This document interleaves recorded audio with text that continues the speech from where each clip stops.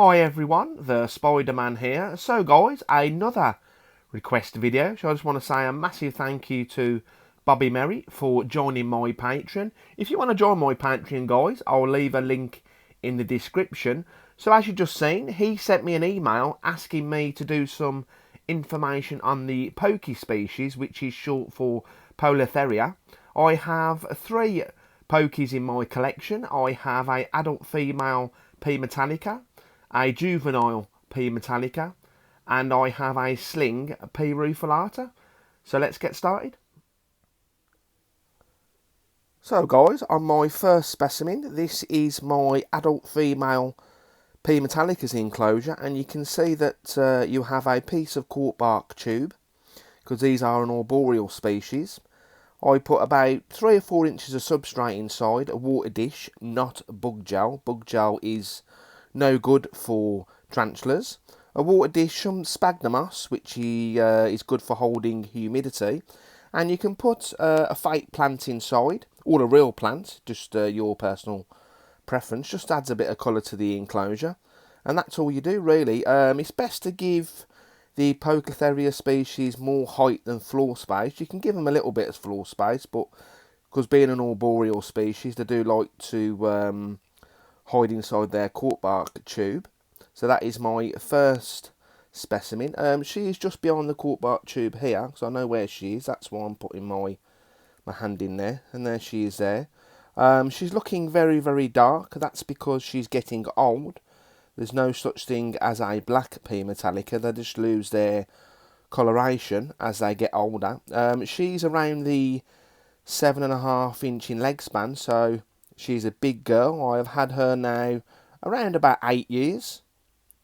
And yeah, nice large chunky abdomen. I gave her a roach last week and she's doing okay.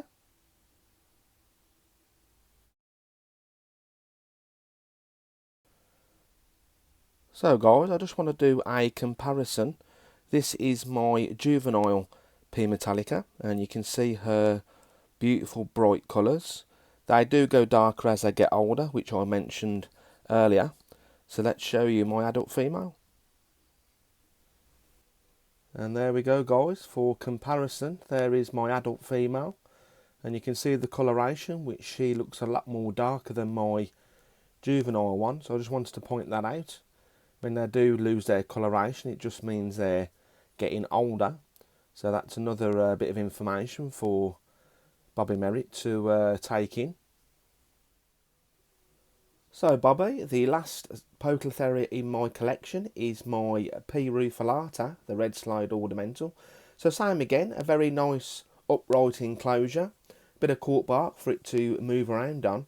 And the reason why I put loads of substrate at the bottom, because sometimes I do like to burrow down in the substrate. So if I just turn the enclosure around very slowly, you can just see the tarantula there. Not very big, around about the inch and a half. So this one is definitely due a rehouse very, very soon. This one is the largest Poecilotheria in the actual hobby. Adult females can get around the 9 inch in leg span, so they can get absolutely huge. And if you've been watching my videos for a while guys, you'll know that I have had 3 P. Rufilatas in my collection over the years, and unfortunately they have all turned out to be male. So 4th time lucky. I'm hoping that this one is an actual female. I couldn't get no females when I went to the British Tarantula show last year. They only had slings, so I decided to get a sling instead. So I hope this video was very informative for Bobby. So the last thing to do guys is I'm just going to take the lid off and just give the enclosure a mild spray. Just give the tarantula a drink. And there we go. So I hope you enjoyed this video ladies and gentlemen. And thanks for watching everyone.